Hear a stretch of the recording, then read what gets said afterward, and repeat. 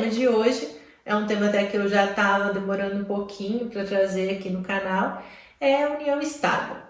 Bom, o que é a união estável, né? Como ela apareceu, como ela surgiu, se tem diferença entre casar e união estável, como é que o judiciário, a justiça brasileira, o ordenamento, todo mundo se manifesta a respeito desse tema. Bom, a união estável foi um instituto que nasceu em 1996. Na verdade, ele não nasceu bem em 1996 porque já existiam uniões estáveis muito antes disso, mas ele passou a ser reconhecido em nosso ordenamento a partir de 1996.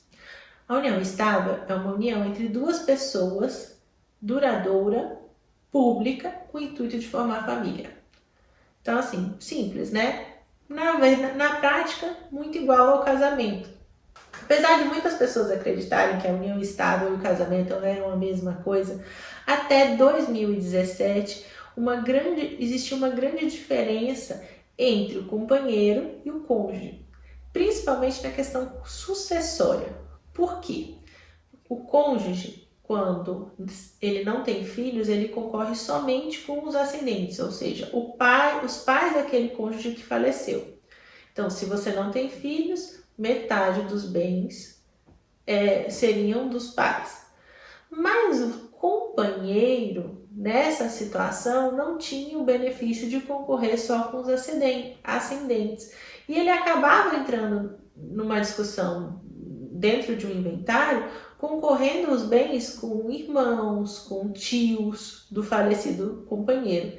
E isso trazia uma grande desigualdade entre os dois tipos de família, né? Porque os dois são considerados família, e uma grande justiça muitas vezes, porque você acabava vendo que em algumas uniões a pessoa ia dividir o patrimônio que o casal amealhou com os irmãos do falecido companheiro, o que na verdade não era justo, porque se tinha uma família com praticamente as mesmas características de uma família constituída pelo matrimônio.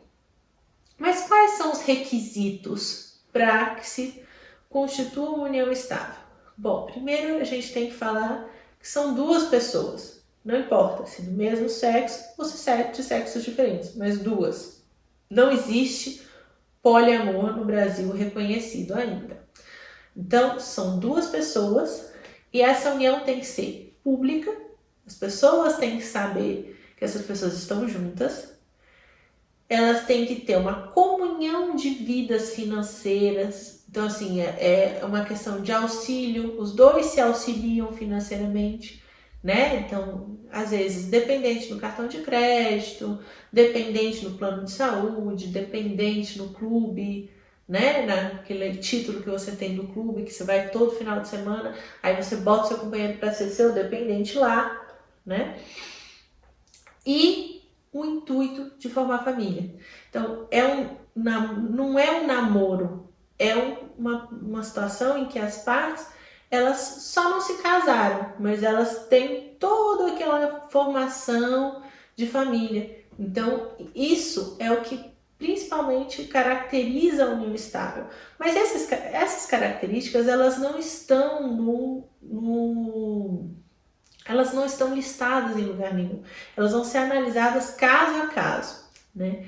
É importante falar que para constituir a união estável é indispensável que nenhum dos companheiros seja impedido de casar. Então, por exemplo, uma relação paralela, ela não é considerada por todos os termos de união estável.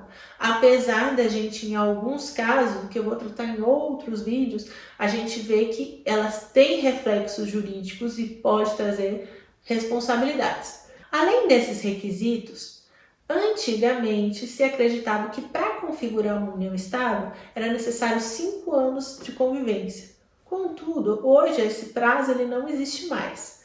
Então, assim como também não existe a obrigatoriedade que as pessoas residam no mesmo domicílio. Então, as pessoas podem ter uma união estável e ainda assim residirem em domicílios diversos. O que, para mim, pessoalmente, eu acho um absurdo, né? Porque como é que você vai casar com uma pessoa que não mora na mesma casa que você, ou você vai ter uma união estável com uma pessoa que não mora na mesma casa que você? E aí começa a surgirem muitas dúvidas. Bom, se eu posso ter uma união estável com uma pessoa que não vive na mesma casa que eu, qual é a diferença entre união estável e namoro? Bom, você sabe que o namoro, muitas vezes no namoro, um namorado vai dormir na casa da namorada, um namorado às vezes fica com o cartão da namorada, um namorado tá sempre nas reuniões de família com a namorada, mas nem sempre esse namorado e essa namorada tem aquela união estável já formada. Elas têm um namoro sério, elas querem um dia pensar em casamento, em noivar, mas não é ainda uma união estável. Então, assim, pensando nisso, muitos advogados e muitos doutrinadores começaram a tratar do contrato de namoro. O contrato de namoro seria um instrumento particular entre duas pessoas, né, em que elas declaram por escrito que elas não têm união estável, que elas são só namoradas. E que não existem comunhão de vidas financeiras, em comunhão de patrimônio, com o objetivo de afastar que depois de um certo tempo de relacionamento, esse namorado venha, ou essa namorada venha requerer o reconhecimento de união estável e a partilha de bens adquiridos durante essa relação. Duas coisas. No começo acreditava-se que esse seria um instrumento que poderia afastar o reconhecimento da união estável. Contudo, o que a gente observou é que os contratos que, por disposição contratual, tenham cláusulas que impeçam ou dificultem o reconhecimento da união estável, eles podem ser considerados nulos. Então, o que a gente tem observado na prática é que esses contratos eles não têm validade, né? Servem, claro, de mais uma prova de que a pessoa falou, olha, eu não quero ter união estável, não vou dizer para vocês que não seja útil ter um contrato de namoro, mas ele pode ser descaracterizado numa ação de reconhecimento de união estável, ele pode ser considerado nulo, e já existe muita jurisprudência nesse sentido.